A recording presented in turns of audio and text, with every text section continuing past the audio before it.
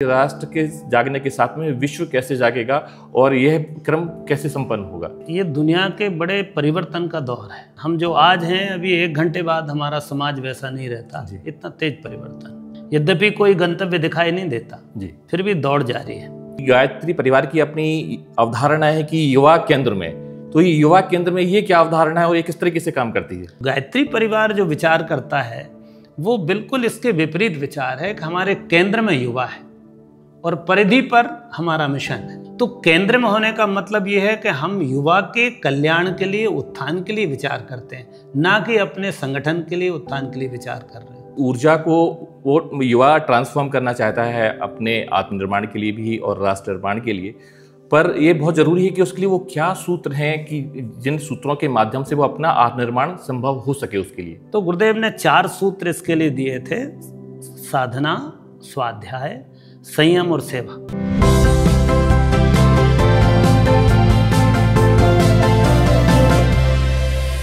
आदरणीय द्विवेदी जी, मैं आपसे समझना चाहूंगा कि यदि हम विश्व संस्कृति की बात करें तो विश्व संस्कृति में एक महत्वपूर्ण पहलू निकल के सामने आता है कि विश्व के सांस्कृतिक उत्थान में भारत की बहुत महती भूमिका रही है।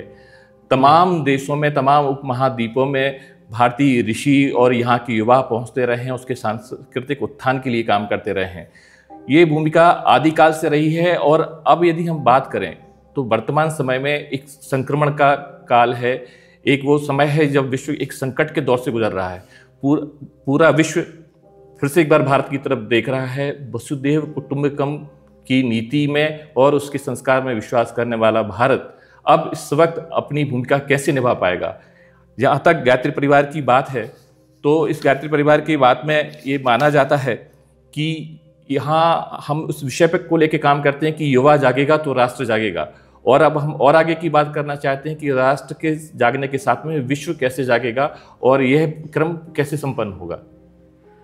देखिए, ये समय बड़ा महत्वपूर्ण है। महत्वपूर्ण इस संदर्भ में है कि ये दुनिया के बड़े परिवर्तन का दौर है। जितना तेज परिवर्तन इन दिनों चल रहा है, हम जो आज हैं, अभी 1 घंटे बाद हमारा समाज वैसा नहीं रहता। इतना तेज परिवर्तन। तो इस परिवर्तन के साथ में कुछ विकार भी आए। एक तो जीवन में बहुत भाग दौड़ आई, बहुत रश है, इस समय आदमी भाग रहा है, यद्यपि कोई गंतव्य दिखाई नहीं देता जी, फिर भी दौड़ जारी है। दूसरा, साधनों का इतना अंबार है कि साधनों में हमारी मनुष्यता या मनुष्य छिप गया है। केंद्र में इस समय सुविधा है और मनुष्य परिधि पर खड़ा हुआ है। तो ये समय जहाँ एक और व्यक्तिगत जीवन में बहुत असमंजस पैदा कर रहा है, वहीं सामाजिक और राष्ट्रीय और अंतर्राष्ट्रीय स्तर पर भी इसके दुष्परिणाम दिखाई दे रहे हैं। आज आप देखें, दुनिया पर नज़र डालें तो युद्ध के बादल हैं। बिल्कुल है। कोई ना कोई देश, इससे कठिन समय कभी पहले देखा नहीं गया। जितने सारे देश इस वक्त युद्ध लड़ रहे हैं। तो एक तो युद्ध है, दूसरा आतंक इस समय बहुत सिर उठाए हुए, चरम पे कह सकते हैं। तो ये सब के मूल में आप देखें तो इन सारी समस्याओं से कोई सर्वाधिक प्रभावित होने वाला व्यक्ति है तो वो यौवन है, युवा है, निश्चित रूप से। तो देश का, दुनिया का युवा इस समय एक अत्यंत कठिन दौर से गुजर रहा है। उसके सामने अपने जीवन की, अपने जीवन यापन की चुनौती है, वहीं अपनी पहचान की भी एक बड़ा संघर्ष है उसके लिए जी। तो ऐसे समय पर स्वाभाविक रूप से अगर हम दुनिया का कोई समाधान चाहते हैं तो हमको यौवन के विषय में सोचना चाहिए। और इस भाव को गायत्री परिवार ने बहुत ही अलग एंगल से, एक अलग दृष्टिकोण से इस पर चिंतन किया। आपकी बात से मुझे एक विषय ध्यान आता है कि गायत्री परिवार की अपनी अवधारणा है कि युवा केंद्र में, तो ये युवा केंद्र में ये क्या अवधारणा है और ये किस तरीके से काम करती है? देखिए, दुनिया में बहुत सारे संगठन हैं जो यौवन पर काम करते हैं, युवाओं के लिए संघर्ष करते हैं, कार्यक्रम बनाते हैं, पर आप उनमें देखेंगे तो जैसे विशेष तौर से आप देखें कोई मल्टीनेशनल कंपनी है जी, तो उसका प्रॉफिट है, उसका लाभ जो है वो केंद्र में है। हाँ, और यौवन उसका साधन है। यौवन उसका साधन है। तो केंद्र में उसका कंपनी है जी, और परिधि पर युवा है। हाँ, किसी राजनीतिक दल में देखें तो केंद्र में नेताजी हैं और परिधि पर युवा है। युवा उसके, कोई भी नेताजी युवा के कंधे पर पैर रख करके ऊपर उठता है, अगली सीढ़ी तय कर लेता है। कोई सामाजिक संगठन है तो वहाँ भी समाज का अपना हित प्रमुख है और युवा का हित परिधि पर है। परंतु गायत्री परिवार जो विचार करता है वो बिल्कुल इसके विपरीत विचार है कि हमारे केंद्र में युवा है और परिधि पर हमारा मिशन है, परिधि पर हमारा कार्यक्रम है, हमारा आंदोलन है। तो केंद्र में होने का मतलब ये है कि हम युवा के कल्याण के लिए, उत्थान के लिए विचार करते हैं, ना कि अपने संगठन के लिए, उत्थान के लिए विचार कर रहे हैं। हम चाहते हैं अगर युवा जगेगा तो ये देश जगेगा, युवा जगेगा तो विश्व जगेगा। ऐसी अवधारणा लेकर के हम चलते हैं। ये मकसद है कि युवा के लिए काम करो, युवा जाग जाए, युवा स्वस्थ हो जाए तो देश सबल बन जाए। युवा अपना करियर की तरफ देख रहा होता है, परिवार और अपनी आने वाली जिम्मेदारियों की तरफ देख रहा है, उस वक्त ये उसके लिए अपने आप में एक बाहरी निर्माण की बात हो जाती है। उसके साथ में जब यदि उसको राष्ट्र निर्माण में अपनी भूमिका निभानी है, विश्व निर्माण में अपनी भूमिका निभानी है, तो वो आत्मनिर्माण से राष्ट्र निर्माण की भूमिका उससे कैसे हो पाएगी? देखिए, एक बात बिल्कुल साफ है कि सामान्य तौर पे समाज में ऐसा दिखाई देता है कि लोग देश सेवा कर रहे हैं और लोगों का नारा रहता है। किसी भी आप राजनीतिक किसी आदमी से पूछें तो वो कहता है देश की सेवा कर रहा हूँ। पर हम गुरुदेव हमारे ऐसा मानते थे, श्रद्धेय डॉक्टर साहब ऐसा मानते थे कि कोई भी सेवा का कार्य सुगढ़ हाथों से ही संभव है। अनगढ़ हाथ अगर किसी की सेवा करेंगे तो सेवा तो नहीं हो सकती। बहुत बढ़िया है। तो अच्छे सुगढ़ हाथ, सुगढ़ व्यक्तित्व बनाना, अगर ऐसे व्यक्तित्व निर्मित हो जाएंगे तो सेवा स्वतः घटित होती है, सेवा करने की आवश्यकता नहीं होती। जो श्रेष्ठ मनुष्य है वो अगर रास्ते पर भी चल रहा है और रास्ते में अगर कोई एक पत्थर पड़ा हुआ है तो उसको किसी नियम की, कायदे की, किसी अनुशासन के, किसी के कहने की, टोकने की आवश्यकता नहीं। वो पत्थर को उठाता है, एक तरफ रख देता है, किसी को ठोकर ना लग जाए।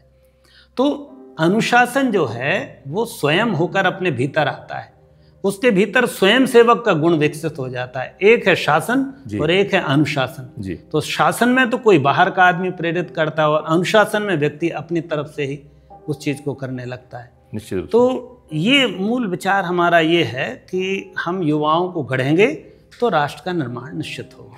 तो युवाओं की जब बात कर रहे हैं तो अपने आप एक ऊर्जा जो है वो महसूस हो रही है और इस ऊर्जा को वो युवा ट्रांसफॉर्म करना चाहता है अपने आत्मनिर्माण के लिए भी और राष्ट्र निर्माण के लिए। पर ये बहुत ज़रूरी है कि उसके लिए वो क्या सूत्र हैं कि जिन सूत्रों के माध्यम से वो अपना आत्मनिर्माण संभव हो सके उसके लिए। देखिए, हमारे गुरुदेव ने बहुत सुंदर विचार दिया। उन्होंने कहा यदि किसी व्यक्तित्व को गढ़ना है तो समग्रता में गढ़ा जाए। जी, निश्चित रूप से। अभी जो प्रक्रिया चलती है हम देखते हैं इस आधुनिक जगत में, उसमें मूल रूप से व्यक्ति किसी व्यवसाय को, अपने धंधे को केंद्र में रखता है। पैसा मुख्य है। तो जहां पैसा मुख्य है तो सारी वस्तुएं पैसे की ओर निर्भर रहती हैं, पैसे पर निर्भर रहती हैं। पैसा आ रहा है तो काम अच्छा है, पैसा नहीं आ रहा है तो काम न करने योग्य। तो प्रॉफिट या कहें कि हम पैसा प्रमुख बन जाता है। पर हम जो सोचते हैं कि बच्चे का व्यक्तित्व कैसे अच्छा बने, तो गुरुदेव ने 4 सूत्र इसके लिए दिए थे: साधना, स्वाध्याय, संयम और सेवा। गायत्री परिवार ने इन 4 सूत्रों को युवा जीवन में लाने के लिए प्रैक्टिकली प्रक्रिया बनाई, एक ऐसा अभ्यास का क्रम बनाया कि युवाओं को साधना अर्थात अपने जीवन की साधना, साधना का मतलब पूजा पाठ से नहीं है मात्र, पूजा पाठ तो उसका एक प्रतीक मात्र है, पर साधना गुरुदेव कहते थे जीवन की साधना, अपनी साधना। तो अपनी साधना माने अपने आचार विचार, अपना स्वास्थ्य, अपना आजीविका, सब चीजें जो आपने सबसे पहले स्वयं को साधना नेचुरली जी। तो अपने व्यक्तित्व की साधना जी, साधना माने अपने व्यक्तित्व का विकास, तो समग्र विकास। और जब समग्र विकास की हम बात करते हैं तो उसमें अर्थ भी आता है। कोई आदमी, जैसा आपने कहा, इस समय आदमी को पैसे की, युवा आदमी के सामने सबसे बड़ी चुनौती तो उसकी 2 टाइम की रोटी की, अपने बच्चों के पेट पालन की। तो स्वाभाविक रूप से धन धान्य भी हो, साधन भी हो और साधन के साथ व्यक्तित्व भी हो। तो व्यक्तित्व को समग्रता से गढ़ना, ये सोचना, ये विचार करना, वैचारिक दृष्टि से ऊंचा हो, भावनात्मक दृष्टि से बहुत परिष्कृत हो और साधनों की दृष्टि से भी, शरीर की दृष्टि से मजबूत हो। तो साधना पहला। दूसरा स्वाध्याय। स्वाध्याय का आशय है कि हमारे जीवन में हमारी स्वतंत्र चिंतन की शैली, निर्णय की शैली विकसित होनी चाहिए। अभी प्रायः हम देखते हैं कि युवा अगर देखें कि उसकी दुनिया कौन चला रहा है, तो उसकी दुनिया टेलीविज़न वाले चलाते हैं, सोशल मीडिया चलाता है, उसके मित्र चलाते हैं, उसके अड़ोस पड़ोस के लोग चलाते हैं। जैसे कोई कठपुतली नचाता है तो जैसा डांस कराना है वैसा करना है। यहाँ तक कि बच्चे अगर आज बाल की कटिंग कराते हैं, हेयर स्टाइल रख रहे हैं, तो वो भी कोई दूसरा आदमी बता रहा है वो रख रहे हैं। वो ये निर्णय नहीं ले पाते कि मेरा स्वरूप क्या होना चाहिए। बिल्कुल बिल्कुल। तो ये क्या हो रहा है कि कन्फ्लिक्ट हो रहा है व्यक्तित्व में। वो जो ओढ़ के चल रहा है वो दूसरों का बताया हुआ है। सही बात है। और जो उसका व्यक्तिगत भीतर है वो कहीं ना कहीं दब रहा है, वो दब भी रहा है और उसका कोई विकास का कोई रास्ता भी उससे नहीं विकार का रास्ता नहीं है। तो विकास का रास्ता नहीं है तो स्वाभाविक रूप से एक भीतर घुटन होती है। ये घुटन बाद में चल करके एक चिंता बनती है, फिर धीरे धीरे उसके भीतर हीनता का विकास होता है, व्यक्ति डिप्रेशन में या हताशा में चला जाता है। तो ये समस्याएं हैं। तो दूसरा जो स्वाध्याय का मतलब है अपना अध्ययन करना, अपने विषय में अपने इन एंड आउट्स को जानना, अपनी स्ट्रेंथ और वीकनेस को समझना और इनके विस्तार की योजना बनाना। तो स्वाध्याय का मतलब है आप आत्मचिंतन करो, अपना शोधन करो, अपना निर्माण करो, और जब आप अच्छे बन जाओ तो देश की सेवा के लिए, दूसरों के लिए इस काम को पहुंचाओ। बिल्कुल बिल्कुल। तो ये है स्वाध्याय। इसके बाद संयम युवा शक्ति का स्रोत है। सारी भगवान की सारी विभूतियां यौवन में ही प्रकट होती। एक दृष्टि से कहें तो यौवन व्यक्ति के जीवन का बसंत काल है।